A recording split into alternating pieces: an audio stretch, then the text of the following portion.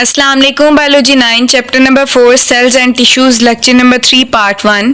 आज का जो हमारा टॉपिक है उसका नेम है history of the formulation of a cell theory, कि हमारे पास एक सेल थ्योरी के बनने में क्या तारीख में रद्द अमल है, किस किस साइंटिस्ट ने एक सेल थ्योरी को बनाने के लिए अपना अपना काम सर अंजाम दिया है, अपने अपना रोल प्ले किया है।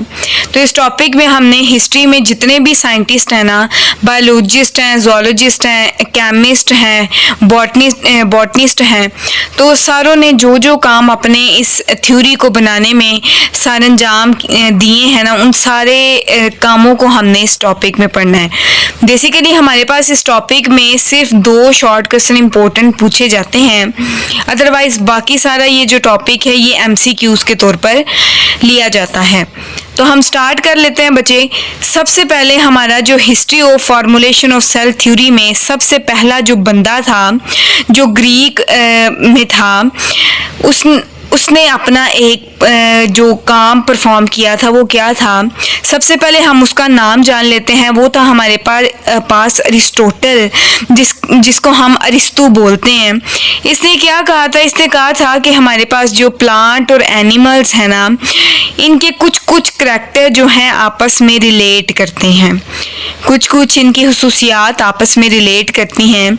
ये वो साइंटिस्ट था जिसने दूसरे तमाम साइंटिस्ट के जहन में डाला था कि हमारे पास जो प्लांट एंड एनिमल हैं ये आपस में रिलेट करते हैं।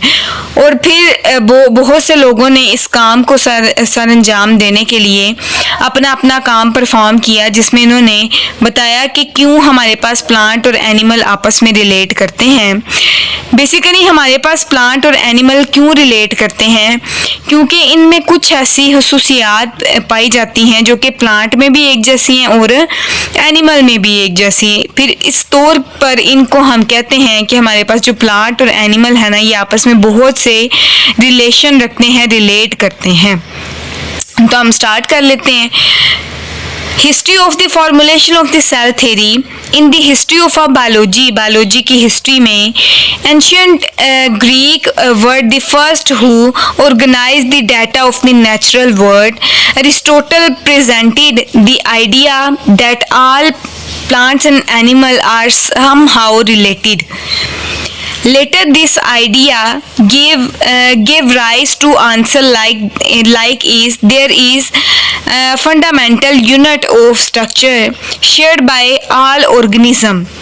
But before the microscope was first used in 17th century, no one knew the certainty that living organism do share a fundamental unit. कहता है हमारे पास ये अरिस्टोटल था जिसने बताया था कि प्लांट और एनिमल आपस में कुछ समहाउ रिलेटेड हैं, और इसने ये बताया हमारे पास कि अगर ये रिलेटेड है आपस में तो ये किस हुसूसियात या किसकी बेस पर आपस में रिलेटेड हैं, कौन सी ऐसी इनमें करैक्टर्स हैं, कौन सी इनमें प्रॉपर्टीज़ हैं जो इनको फंडामेंटल यूनिट के तौर पर कंसीडर करती हैं।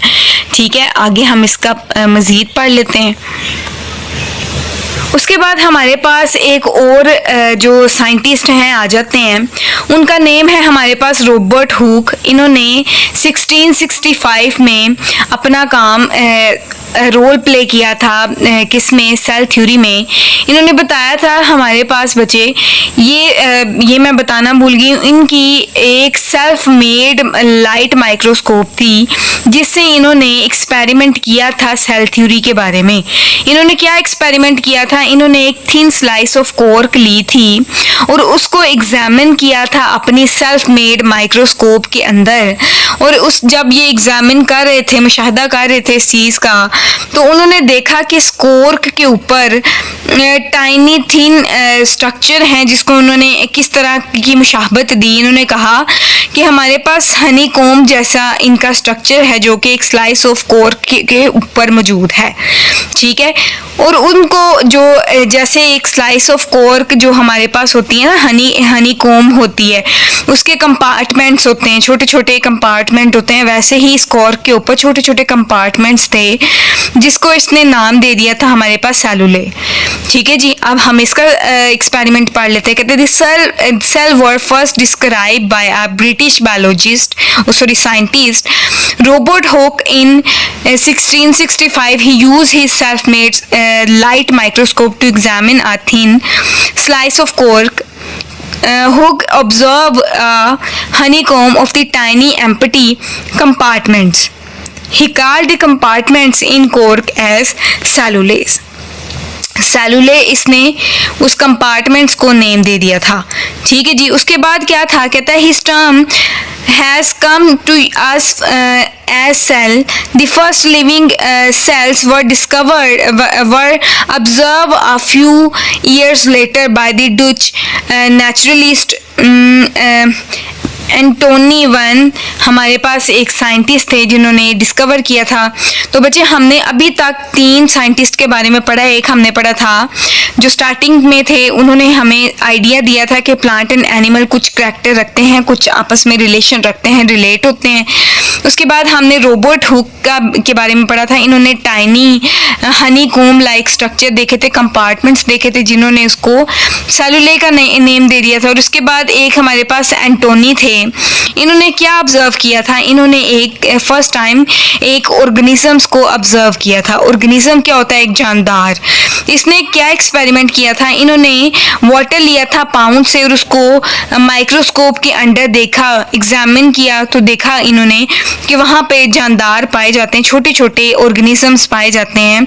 और उस ऑर्गेनिजम्स को इन्होंने क्या दिया था, एनिमल कूल्स, इसको उन्होंने नेम दे दिया था।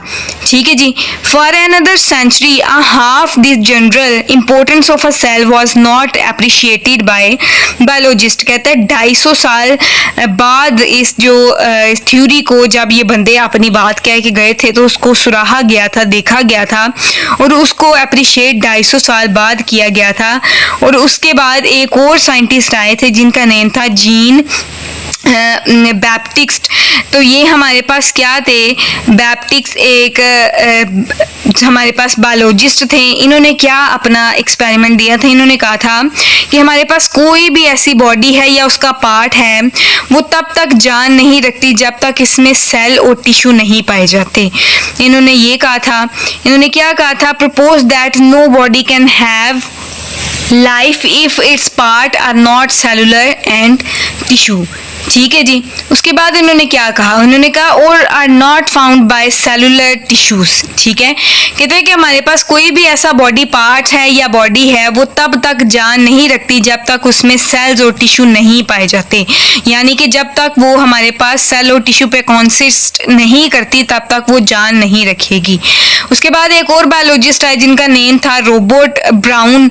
ये हमारे पास पीछे जो हमने पढ़े थे वो रॉबर्ट हुक थे, ये हमने जो पढ़े हैं ये है हमारे पास रॉबर्ट ब्राउन। ये फर्स्ट हमारे पास बॉटनिस्ट थे ब्रिटिश के जिन्होंने न्यूक्लियस में न्यूक्लियस को डिस्कवर किया था। ठीक है, तो ये भी हम पढ़ लेते हैं। In 1831 a British biologist Robert Brown discover nucleus in the cell. इन्होंने न्यूक्लियस को सेल में डिस्कवर किया था। इन 1838 अ जर्मन बॉटनिस्ट, ये हमारे पास क्या थे, मैथियस शेल्डन, जिन्होंने प्लांट के टिश्यू के बारे में स्टडी की थी और इन्होंने बताया था कि हमारे पास जो प्लांट के टिश्यूज होते हैं वो सेल से मिलकर बनते हैं। ठीक है, उसके साथ साथ ही एक और थे साइंटिस्ट जो के थे जिनका नेम था सचवाम, इन्हें सचवाम भी बोलते हैं।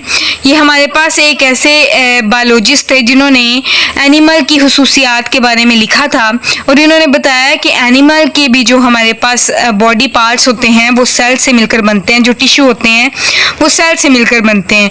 तो इन दोनों ने क्या किया था, इन दोनों ने, क्योंकि एक हमारे पास जोलॉजिस्ट थे जो कि एनिमल की स्टडी करते थे और एक हमारे पास बॉटनिस्ट थे जो कि हमारे पास प्लांट की स्टडी करते थे, तो इन्होंने क्या किया, इन्होंने प्लांट और एनिमल के कैरेक्टर को मिलाया और देखा। इन्होंने एक स्टेटमेंट बनाई कि हमारे पास जो जानदार हैं वो सेल से मिलकर बनते हैं और वो सेल हमारे पास एक नहीं होता, वो बहुत से सेल से मिलकर बनते हैं। ठीक है जी, तो ये हम पढ़ लेते हैं। Tissue are made the first statement of the cell theory. He started that all plant are aggregated of the individual cell. ठीक है जी, उसके बाद दूसरा which are fully independent 1 year later. एक साल बाद हमारे पास कुछ अरसे बाद 1834 में एक जूलॉजिस्ट आए जो कि हमारे पास क्या थे, सिचवान थे। इन्होंने रिपोर्ट किया that all plant animal tissue are also composed of a individual cell. फिर इन्होंने एक स्टेटमेंट बनाई, सिचवान ने और शेल्डन ने, proposed all cell theory in a initial form. ठीक है जी, उसके बाद हमारे पास एक और जर्मन के फिजिशियन आए थे जिनका नेम था हमारे पास रोल्डोफ। ये विर्चू हमारे पास एक साइंटिस्ट थे जिन्होंने क्या किया था, इन्होंने बताया था हमारे पास। अब यहाँ पे एक सवाल पैदा होता है कि ये जो हमारे पास सेल हमारी जो बॉडी है ये बहुत से सेल से मिलकर बनती है, तो ये सेल्स हमारे पास आते कहाँ से हैं? तो ये बचे हमारे पास सेल, ये इन्होंने इनके इस क्वेश्चन का आंसर दिया था कि हमारे पास ये जो सेल हैं प्रीवियसली एग्जिस्टिंग सेल्स की डिवीजन की वजह से, यानी कि जो पुराने सेल डिवाइड करते थे तो उनकी वजह से हमारे पास न्यू सेल्स बनते थे। तो ये इन्होंने बताया था विर्चू ने। A German physician proposed an important extension for a cell theory. He proposed that all living cells arises from the division of the pre-existing cell. इन्होंने एक टर्म दी थी ओमनिस, जो हमारे पास सेलुला था, और ई सेलुला इन्होंने टर्म दी थी, जो कि अपनी वर्डिंग में इन्होंने बताया था कि हमारे पास वो क्या होते हैं, जो हमारे पास पुराने सेल हैं वो जब डिवाइड करते हैं तो उनसे हमारे पास नए सेल बनते हैं। इन्होंने अपनी लैंग्वेज में लिखा था। उसके बाद था हमारे पास इन 1862 लेविस पॉस्चर, हमारे पास एक साइंटिस्ट थे जिन्होंने इन्होंने कहा था उस चीज़ को, उस आइडिया को उन्होंने प्रूफ कराया था कि हाँ ये बात बिल्कुल ठीक है कि हमारे पास जब पुराने सेल डिवाइड करते हैं तो उसके नतीजे में हमारे पास न्यू सेल्स बनते हैं। लेविस पॉस्चर हमारे पास एक ऐसे बायोलॉजिस्ट हैं जिन्होंने बताया था कि अगर दूध को या पानी को आप उबालें तो उबालने से उनके अंदर जो बैक्टीरियाज होते हैं वो ख़त्म हो जाते हैं। ठीक है जी, उसके बाद हमारे पास क्या है, बहुत सी जो हमारे पास स्टेटमेंट इकट्ठी हो गई थी। अब जब हमारे पास इतने बायोलॉजिस्ट ने अपनी अपनी स्टेटमेंट दी थी तो उसको हमने एक कलेक्टिवली थ्योरी बनाना था, और वो थ्योरी को हम क्या कह देते थे कि हमारे पास सेल थ्योरी है। ठीक है जी, cell theory is regarded as one of the most fundamental knowledge in a biology. It has wide ranging effect in all the field of the research after the initial presentation of the cell theory. ठीक है जी, अब हमारे पास एक question आता है short, write the silent features of the cell theory. तो वो हमारे पास 3 तरह के फीचर्स हैं जो कि basic following principle of the cell theory हैं। वो कुछ इस तरह से हैं।